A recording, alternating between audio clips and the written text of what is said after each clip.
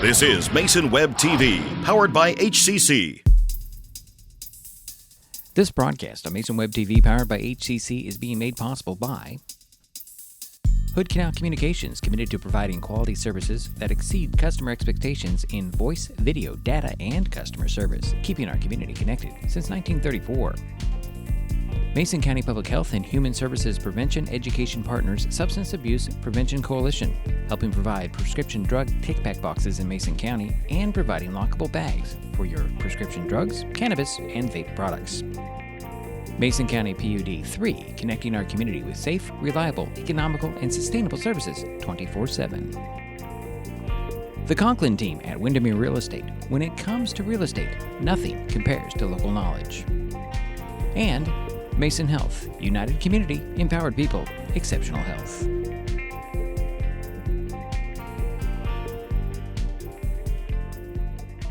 Is Kevin Shutty. I am a county commissioner here in Mason County, but I'm also an adjunct faculty member here at Olympic College. I teach American and state and local government, and so this is my first time in this role. Been in their seats before, and so I'll let you know afterwards which side I like better. But I do appreciate everybody taking their time to come out this evening to spend the evening with us. I want to first ask everybody to silence their cell phones or any other electronic devices that they might have. We want to make sure that we have a respectful forum this evening, and to keep any kind of applause or chatter, any kind of back and forth amongst the crowd to a minimum. Of course, there will be no heckling of any kind permitted throughout the evening. I definitely feel like I'm back in front of my class. I make those same announcements there. Usually they're there to heckle me, but that's okay. I also just want to thank Olympic College for hosting the event, or allowing us to use this event space tonight for this event, as well as Diedrich Allen from Mason Web TV for recording and potentially streaming tonight's event. We're going to do our best. But we're excited to be here this evening. Our forum tonight will have an opportunity for some fixed questions that were prepared in advance by members of the Mason County Republican Party, but there's also an opportunity for members of the audience to fill out any questions that they might have. And so if you didn't have a chance to fill a question out when you walked in the door, Melissa, how can we get people cards if they... Terry or Leslie, and raise your hand if you have the cards for questions. Are they still back there with Becky? Okay, we'll just assume that they're back there with Becky. Can you show them the cards if you have available? Right. Does anybody need them? Yeah, so if you need them, there's still an opportunity to fill those out if you haven't yet. And then those questions will be delivered to me later on in the evening, and we'll walk through the questions that they have prepared. We'll begin with a 2-minute introduction for each candidate. We began with a coin flip. Dave Stevens won the coin flip, so he will start with us first. Then we'll go through those 6 questions, each with a 90-second reply. Then we'll go through our audience Q&A, and then we'll have a 3-minute closing, for 3 minutes for closing statements. Terry up front here will be keeping time, so keep an eye on Terry. If you get close to time, he'll give you a sign there. If you go over, Leslie has a cowbell. Right. So if you hear that, that's enough, okay? All right, perfect. We will begin tonight with introductions, and Dave, I will turn it over to you for your 2 minutes. Oh, I don't get the podium. Well, I too would like to thank the Mason County Republicans and Olympic College for putting on this event. I'm Dave Stevens. I'm running to be your Superior Court judge. Currently, I'm a senior felony prosecutor with the Mason County Prosecuting Attorney's Office and a judge with the Northwest Intertribal Court System. I'm running because I'm concerned about our community. I want to make sure that you and the victims are protected. The Washington Association of Sheriffs and Chiefs of Police recently released their violent crime statistics. They're up. Property crime is up. Vehicle thefts are up. Why? Part of it is COVID. When COVID was in effect, the jails weren't able to take too many people unless they're incredibly dangerous. So a lot of criminals were released.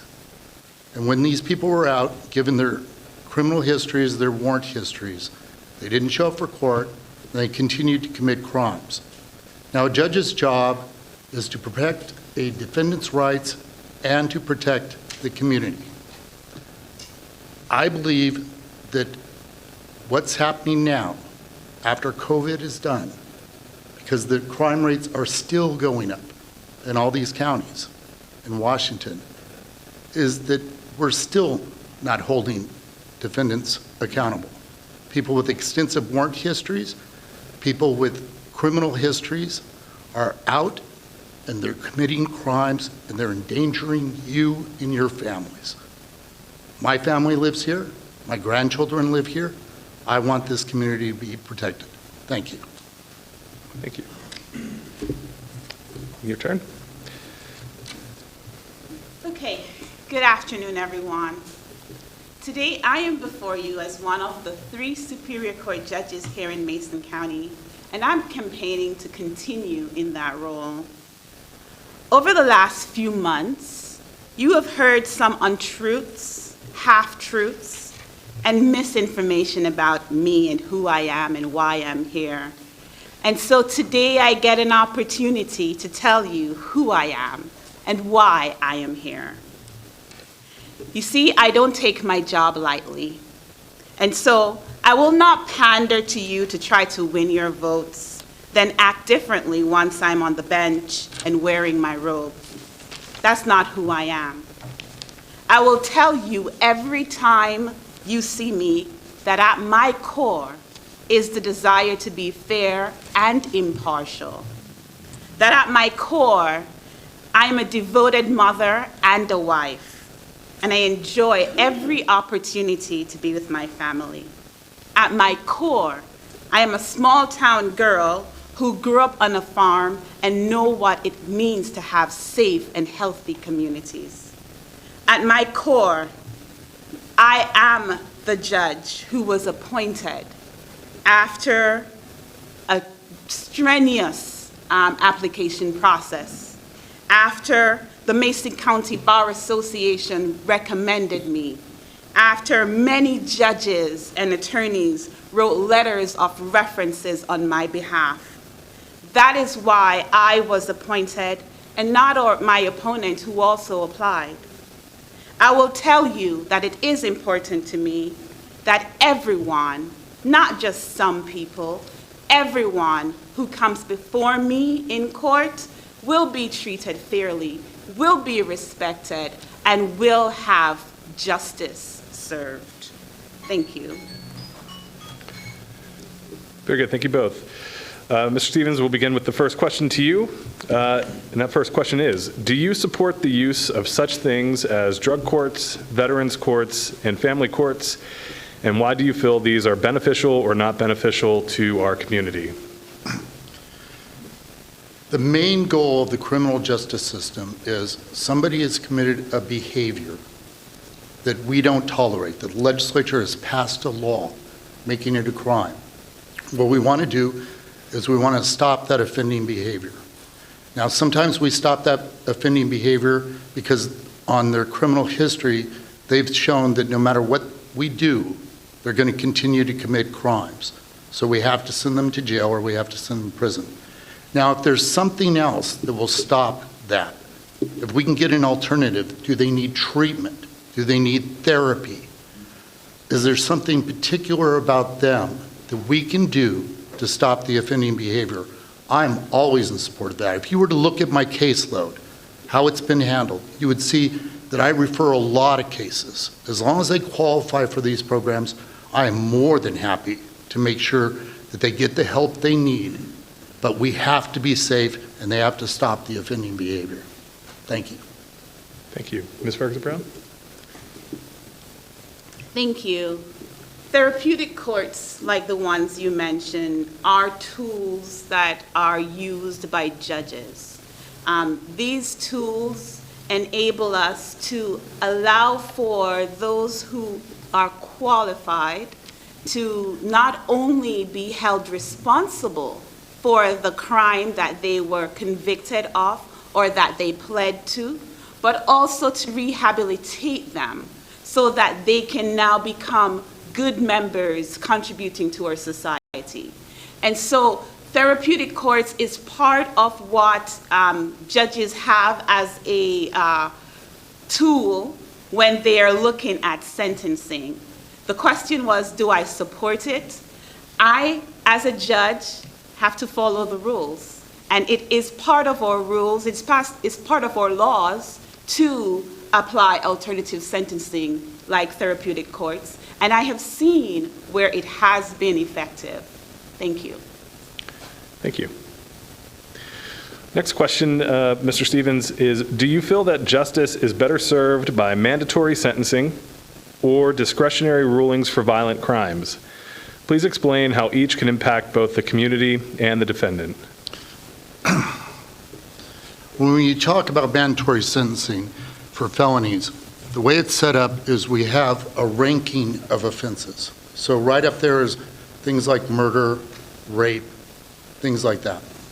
Then we have the offender criminal history.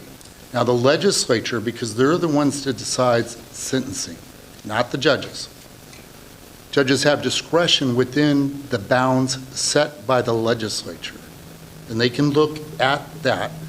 So if you have, say you commit a theft second degree and you have 9 prior felonies, your range would be 22 to 29 months.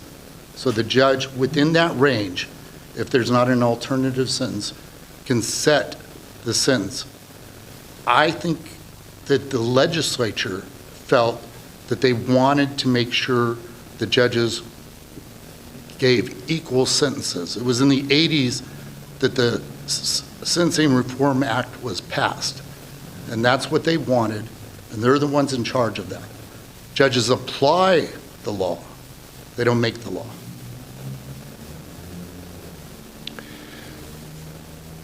Ms. Ferguson-Brown? Could you please repeat that question? Sure, absolutely. The question is, do you feel that justice is better served by mandatory sentencing or discretionary rulings for violent crimes? Please explain how each could impact both the community and the defendant. Okay. So, again, like Mr. Stevens mentioned just now, the judges are not the ones who set the law. The judges, our role is to interpret and apply the law. Our legislature has set the sentencing guidelines, and that is what we use. Justice is served by us following the law, by us upholding the Constitution. Justice is served when procedurally everyone who comes into court leave there feeling as if they had a fair chance, whether or not they got the decision they were looking for. Justice is served when we hold people who have been convicted of a crime responsible for that crime. Justice is served whenever we have people who were given an opportunity to rehabilitate and get back out into our community and contribute to our community. So it's not just about the sentencing, it's about the process. And justice is served when we have a fair process. Very good, thank you. Mr. Stevens, the next question is, do you believe that our court system is working effectively, or do you believe the civil or criminal justice system is breaking down? What is working well or not well, specifically here in Mason County? The justice system, as it's designed, is actually working well. It didn't just come about sua sponte, all by itself. It was crafted over literally hundreds of years. Our criminal justice system, you could trace it all the way back to the Roman Empire, the common law of King England, and now our legislature. So I believe that the justice system itself works, but it depends on competent and qualified judges applying that law. I have grave concerns as to whether or not that's happening in some cases in Mason County. Think of Nicholas McClure, who was let out by my opponent, and the very next day went and set fires. He tried to burn down the Shelton Inn. He put people's lives at risk. He caused tens of thousands of dollars of damage to the nifty thrifty. So I have grave concerns as to whether or not the justice system, when the judge applies it, is actually working. But the justice system itself, I have nothing but complete faith in. I've been doing this for decades. Thank you. Ms. Ferguson-Brown? Thank you. So the justice system doesn't just include criminal law. It also has a civil side. And so there are many aspects of the justice system. And the justice system, if we look at it on a big picture, don't just include the court, it also includes law enforcement. It also includes the prosecutor and the defense, right? So every part of this system has to work together. It's a very complex matter because some part of the system has to do with the executive branch and some part has to do with the judicial branch. We don't necessarily always see eye to eye because we have different roles, like law enforcement. Law enforcement is to protect the community. Judges are to ensure that the laws are being followed and interpreted. The justice system works if we apply it properly and if we understand the various roles that are in the justice system. I'll take the last 30 seconds just to address the little thing that was mentioned just now. There are cases that my opponent and others have been talking about and saying, I did this or I didn't. But let us be clear. There are rules that judges need to follow, especially in pre-trial parts of our cases, and that's what I do whenever I take the bench. I follow those rules. Thank you. Thank you.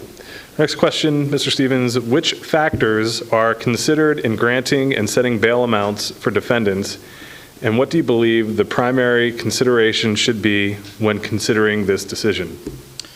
There's two parts of it. You have to protect the defendant's rights. They are presumed innocent. So a judge, when someone is first arrested, they come before the court, the judge has to make a probable cause finding. So law enforcement, when they arrest somebody, will file what's called a probable cause affidavit. That'll give you a bare bones facts as to what it's alleged the defendant has done. Then you look at the defendant's criminal history. Has he committed or she committed similar crimes in the past? So if it's a domestic violence case, you look at whether or not they have any domestic violence convictions. That goes to whether or not there's the safety of the victim, the safety of the community. Next, you look at their warrant history. How many times have they gone before courts and been ordered to appear and failed to appear, and we had to go out and find them? That's bad for them. That's bad for the victims. It puts the community safety at risk, and justice does not get served. It will take forever to get those cases, and I see that every single day. So you look at those, whether or not somebody's a flight risk, whether they'll reappear. You look at whether or not they're a danger. A no contact order is not going to protect a victim. It will penalize them if they violate it. The thing is when somebody has an extensive criminal history, an extensive warrant history, then you might set bail at a higher amount. Or if they've committed a serious crime like Chantel Peterson did, you look at the safety of the victim and the community and you set a high bail. Thank you. Ms. Ferguson-Brown? Thank you. So bail and bail amounts, that's part of a whether or not it has been proven that the accused is gonna commit a violent crime in the community, fail to appear to future hearings, or will interfere with the witnesses or administration of justice. You have to take these things into consideration if you're going to set any form of pretrial condition, right? And a bail is a pretrial condition. So when we have an accused coming before us at pretrial, which is at the beginning of a matter, we have to, the Constitution says that this person is presumed innocent. When someone is presumed innocent, then we have a presumption of release. A presumption of release is always what we start with. Now, the prosecutor needs to provide to the court reasons why this presumption of release should not be upheld. If the prosecutor provides a criminal history that says this person is a criminal, has a criminal background, and that this person is a threat to the community, and that this person has many warrants out because they won't show up for hearings, that's when we start determining whether or not bail should be set and how much. Thank you. Our next question is, what injustices, Mr. Stevens, you can start.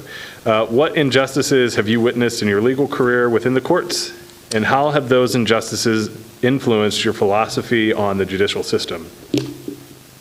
Well, uniquely, I have been both a prosecutor and a defense attorney. I've been a chief public defender.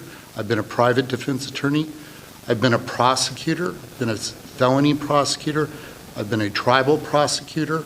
So I've seen both sides. And of course, I'm also a judge for the Northwest Intertribal Court System.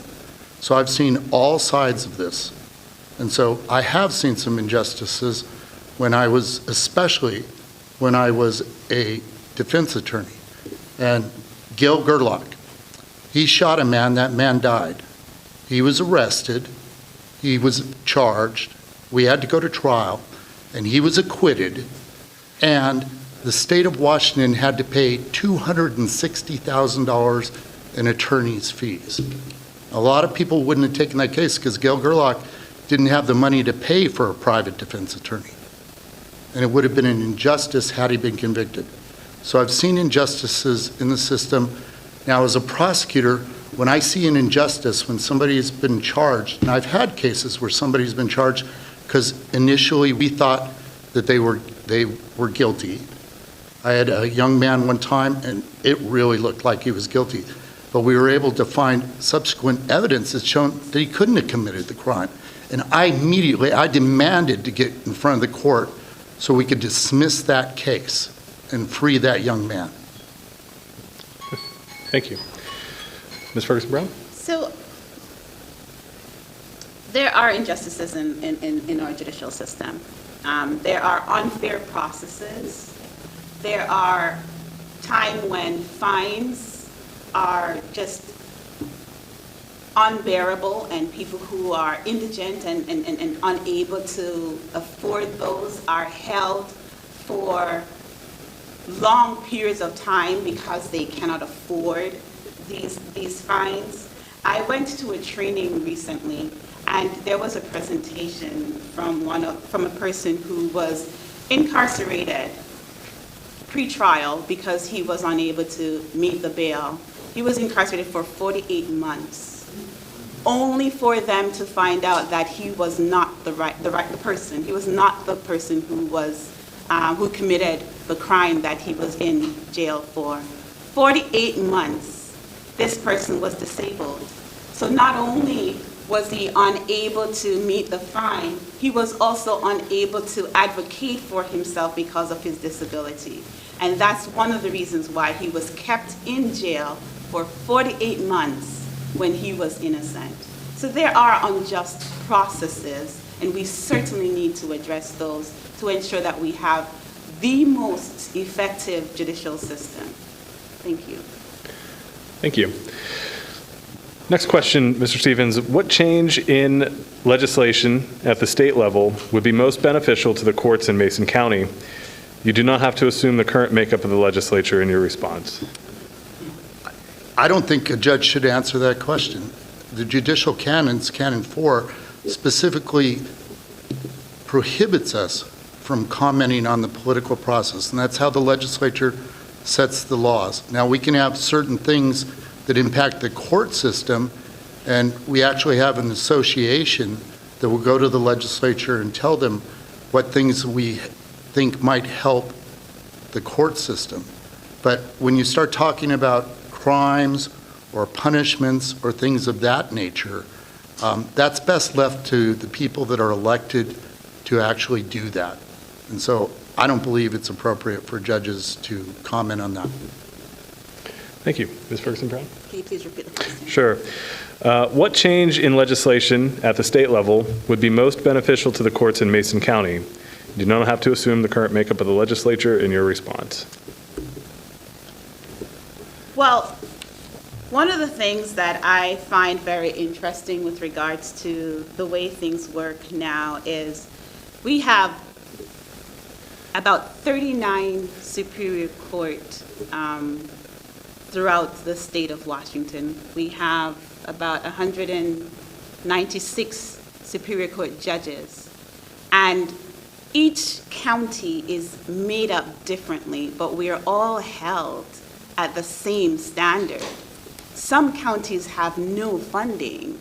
Some counties need staff, but we are all treated alike.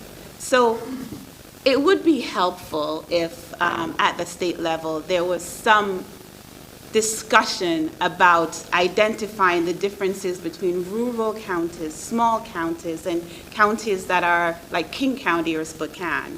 See how we can better support courts and judges in these counties because of their makeup. So that would be something I would be interested in talking about. Very good, thank you.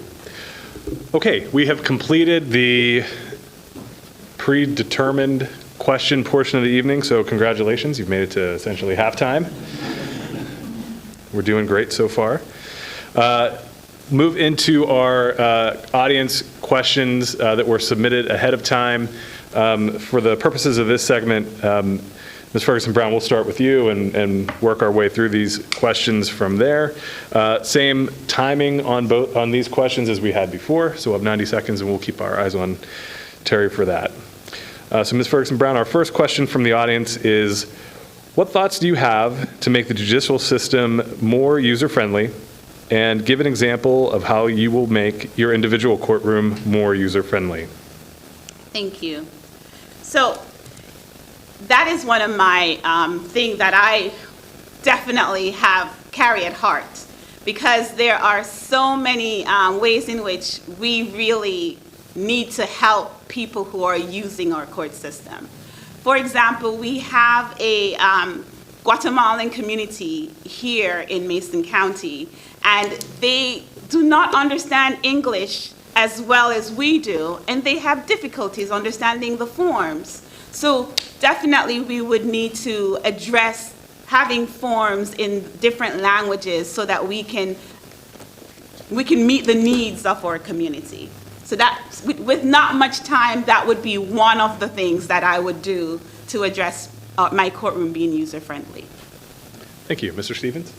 I think the major problem in our, at least in the criminal part of the justice system right now, is how long it takes to resolve cases. I think that's a real problem. The administrator of the courts actually puts out a report every year as to whether or not individual courts are meeting those goals. Mason County hasn't met that in several years. And part of the reason is because defendants aren't being held accountable. They get multiple warrants. The case has to be reset every time. And so these cases drag on. And every week I get calls from victims, rape victims, saying, why is this case taking so long?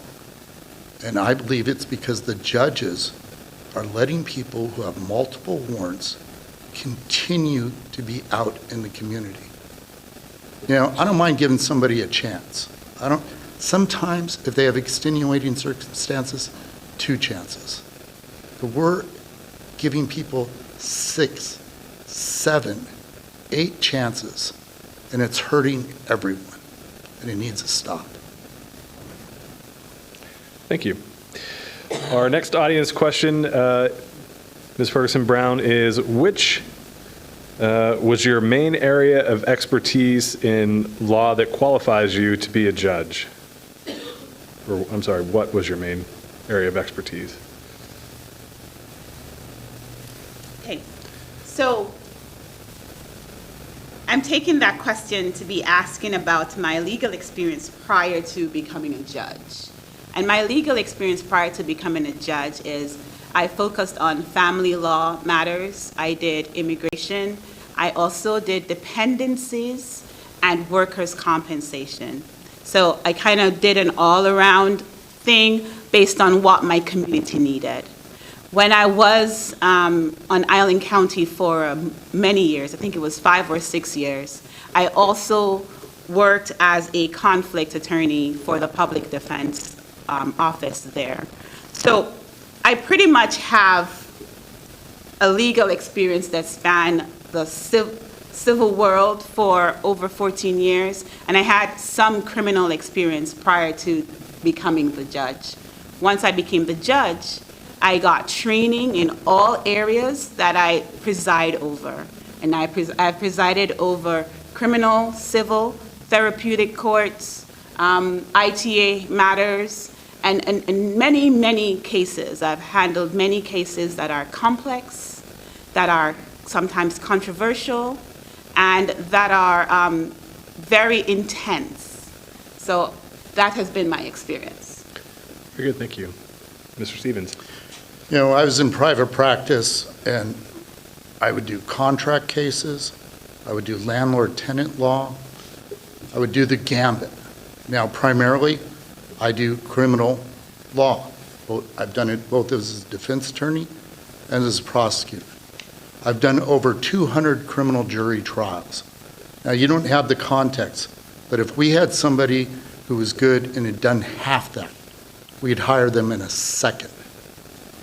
I've done big cases, multi-defendant cases. I have done federal cases, both as a prosecutor and as a defense attorney. I've done just about everything there is that's out there. And so I believe that my experience, because I've been in the courtroom for the last 23 years, literally in the courtroom, week in and week out. That's why I have the experience to be a good judge. Very good, thank you. Our next audience question is, why do you want to be a judge? Thank you.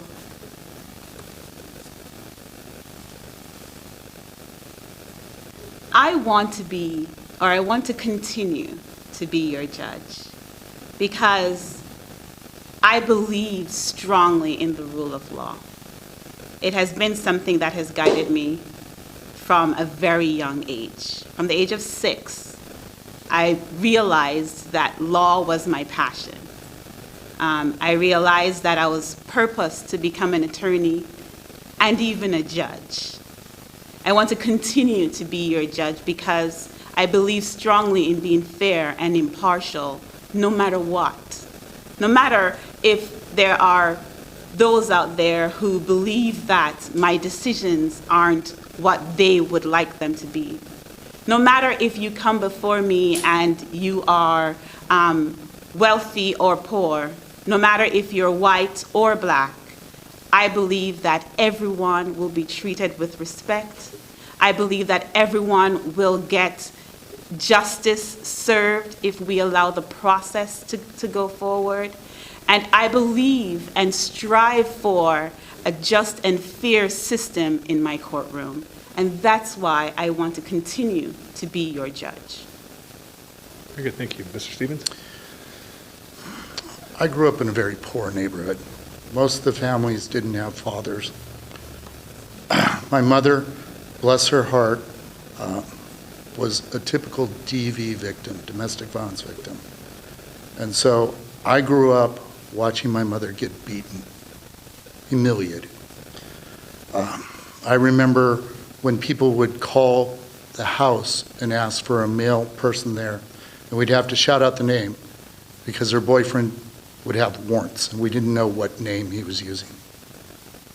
I've been a federal civil rights investigator because I abhor discrimination. People should be treated the same.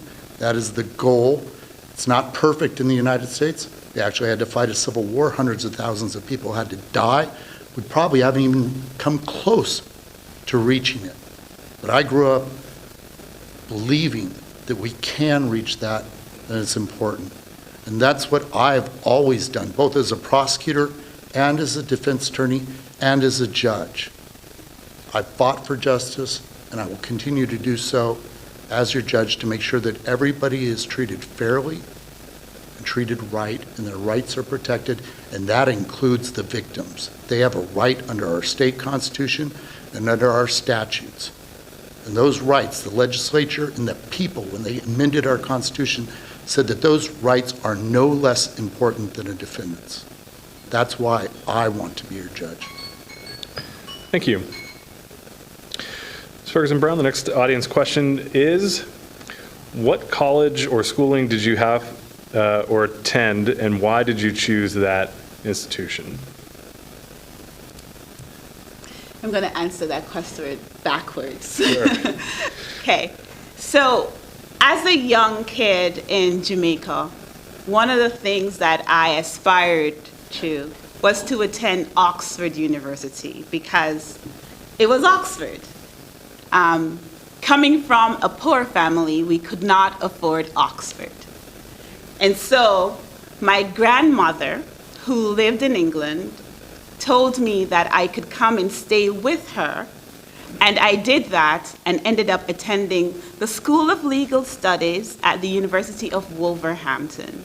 And I will add, I did graduate, and I graduated with a degree that was one of the highest degrees from that college. Thank you.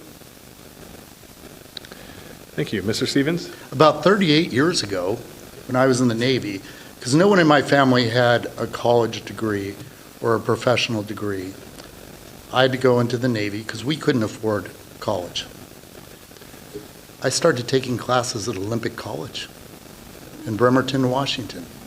So that's why I'm so happy to be here tonight. And they gave me what I needed to go on to the University of Washington. Very tough university to get into. And I too graduated with honors from there.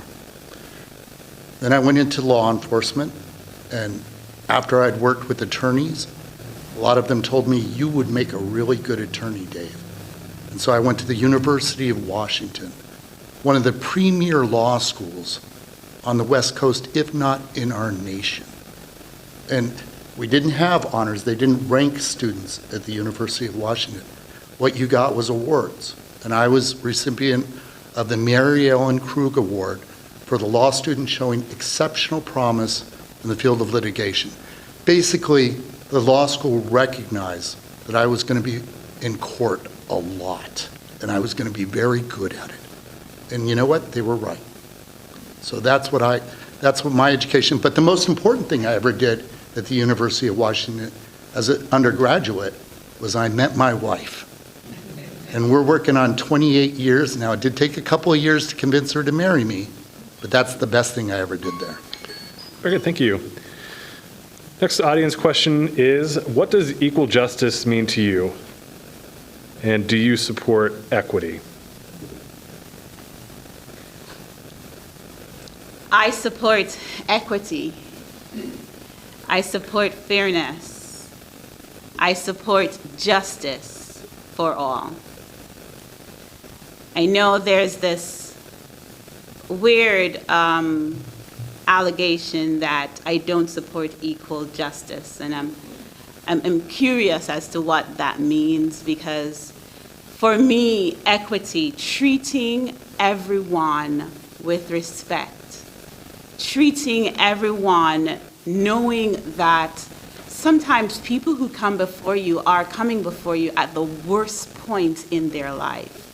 So treating them with the respect, giving them the opportunity to speak and to be heard, even when you are going to say to them, sorry, but no, you are wrong, you're going to be held accountable, or sorry, but no, you didn't do the right thing you needed to do, so you cannot get this result.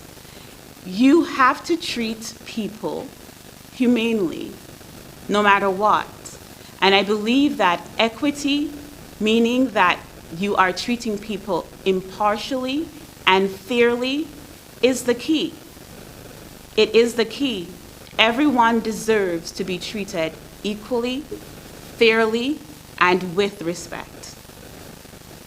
Thank you. Mr. Stevens? I've worked in Afghanistan and Kosovo. Those are post-conflict countries. And regrettably, Afghanistan is now back under the control of the Taliban. It's really sad because I worked there and I saw how women were treated. I don't understand why people would put in their literature, on their websites and stuff like that, they'll treat people with equity and equality if they're exactly the same thing. So I have to assume that when they say equity, they must mean something different. So I believe in equality. As I said, I was a federal civil rights investigator. My job was to make sure that everybody's treated equally. I treat all the cases that I prosecute, all the cases that I defended, I treated those people with respect and I treated them equally. And as a judge, I treat people with respect. I never call them by their first name. I don't think that's right. I've seen a lot of judges do that. I think you should call them, Mr. Smith or Mrs. Swanson or whatever their name is. Because that's how you treat people with respect. That's how you treat them equally. So I'm not quite sure what everybody means when they say equity and equality. If they're exactly the same thing, it's just redundant. They must mean something different. Very good, thank you. Our next audience question is, what do you think is the most important challenge facing our courts, and how would you handle it? One of the most important challenges facing our courts today is funding. The Mason County Courthouse is a historic building, but historic buildings do need work at times. And we need funding to take care of some of the things that's going on with the Mason County Courthouse. But not only that, we need funding to have the proper staff so that we can meet the needs of our community. There are people who come into our courtroom that cannot get services because we do not have the required staff. We do not have advocates. We do not have sufficient clerks or sufficient court admin to address the needs of our community. So funding is a big issue for our courts today, for the Mason County courts today, and I think that's one of the most important ones. Thank you. Thank you. Mr. Stevens? I think the most challenging thing for a judge is making sure that the cases move in a timely manner. I was a deputy prosecutor in Spokane County for 10 years, and they decided that they were tired of the cases dragging on and on. So they put a judge in charge, and she was a taskmaster. I mean, she was great. And so she got the system down. It was usually 100 cases were being called ready for trial. She got it down to the cases that would actually go to trial. So there'd be like 5 or 6 cases. I remember she'd put this elaborate process into place.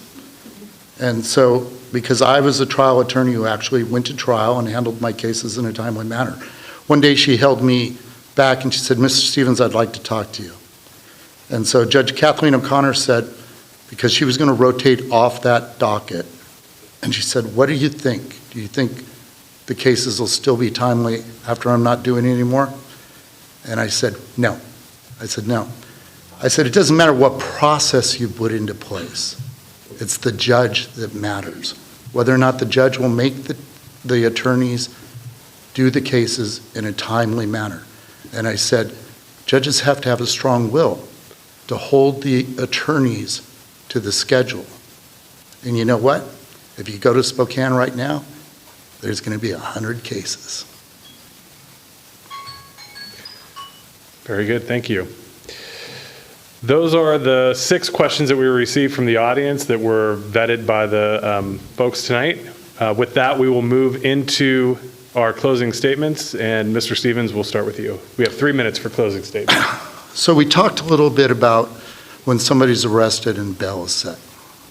So the way it works is the judge decides probable cause. Now, once they've decided probable cause, then their task is, how do I make sure this defendant reappears for his hearings and the community is safe? So you're supposed to use the least restrictive alternative, and you're supposed to take into consideration the victim and the community. So I already talked about Nicholas McClure, who put people's lives at risk by trying to burn down the Shelton Inn. Because despite no change in circumstances, and I have the orders right in front of me right now, Monty Cobb set bail at $2,500. And then when he came before my opponent, she let him out. There was no change of circumstances whatsoever. And within 24 hours, he was lighting those fires. Chantel Peterson. Now, the information we had when he appeared before my opponent was that she had shot her boyfriend 6 or 7 times. Law enforcement specifically put down that she was dangerous. Now, I asked for $500,000 because I believe that when you shoot someone, you have shown clearly that you're a danger, and a no contact order is not going to protect that victim. And sadly, that young woman then went and took her own life. $5,000 bail. Even her supporters, former judges, and she had the discretion to do that, say they would not have made that same decision. Her own supporters say they would not have made that same decision. She's shown a track record that calls into question her judgment, whether or not this community is going to be safe.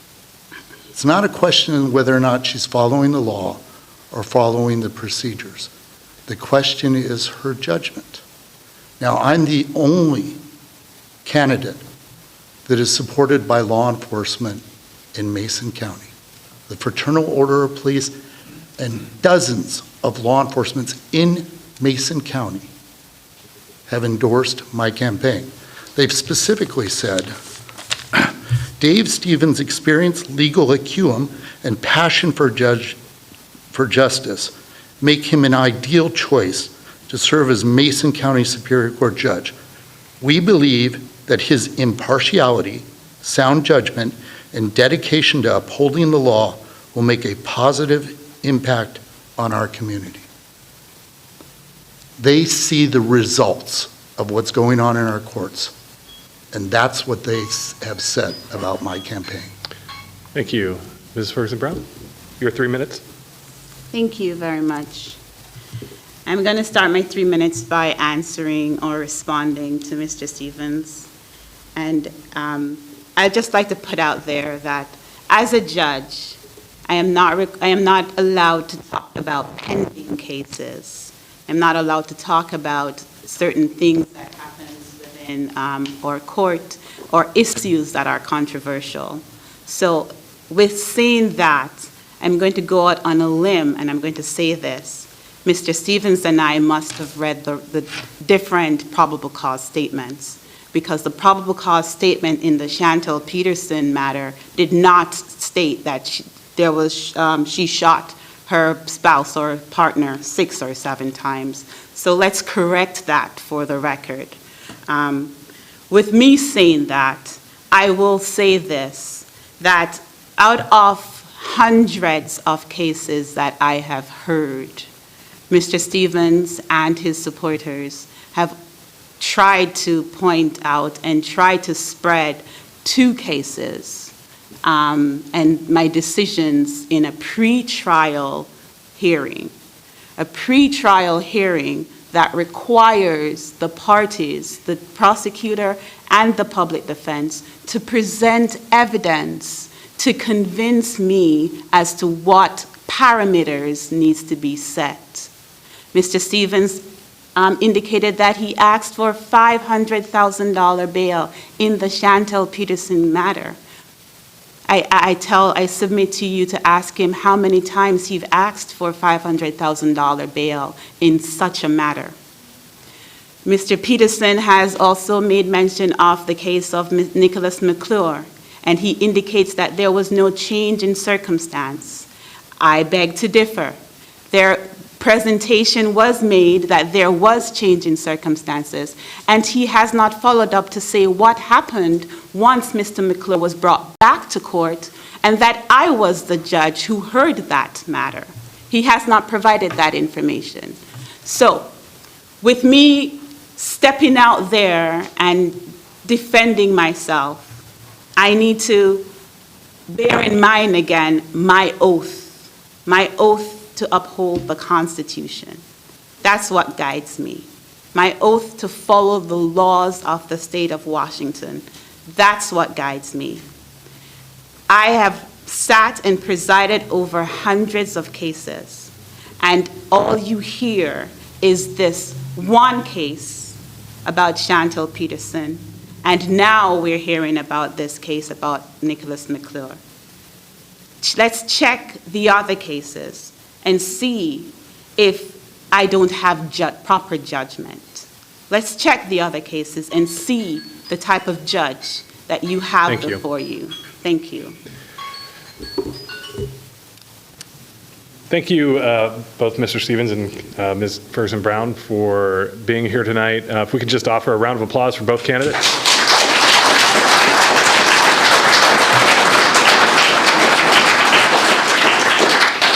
That concludes the formal portion of our evening. I'm sure both candidates would be happy to stay and chat with any of you that had questions that they didn't get asked or you didn't have a card submitted. I'm sure they'll be happy to spend some time with each of you. Be safe getting home tonight. Thanks again for coming out. Thank you, Kevin. This broadcast on Mason Web TV, powered by HCC, was made possible by Hood Canal Communications, committed to providing quality services that exceed customer expectations in voice, video, data, and customer service, keeping our community connected since 1934. Mason County Public Health and Human Services Prevention Education Partners Substance Abuse Prevention Coalition, helping provide prescription drug take-back boxes in Mason County and providing lockable bags for your prescription drugs, cannabis, and vape products. Mason County PUD 3, connecting our community with safe, reliable, economical, and sustainable services 24/7. The Conklin team at Windermere Real Estate. When it comes to real estate, nothing compares to local knowledge. And Mason Health, united community, empowered people, exceptional health.